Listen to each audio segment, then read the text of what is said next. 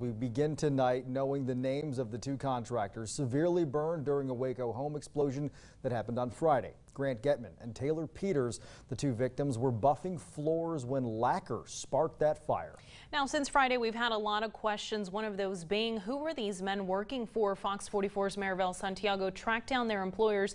Now, one of the men is actually the owner of his own company, Maribel?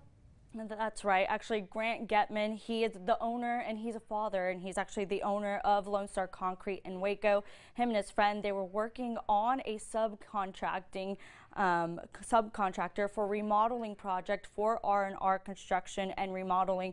Now, I spoke to his father this afternoon, who is standing by his side out in Dallas. We also spoke to friends here in Waco who are currently holding on to prayer.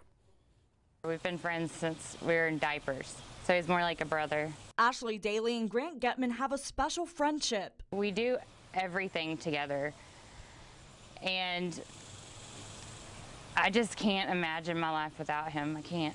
When she found out Getman and his friend Taylor Peters were hurt on the job, she was at a loss. That was his small business, and that was his best friend working for him. Grant's gonna be in the hospital for a very, very long time. He's facing about a year in the hospital. Daly saw him and says he's burned from his hands to his feet. I hope that Grant is able to function again and be able to work and be able to take care of himself and lead as normal of a life as possible. She and others are holding on to faith as they step foot on the road to recovery. Prayers are what we want the most. Like, if people can keep praying for Grant's recovery and strength, and Taylor's, like both of them, that would be amazing.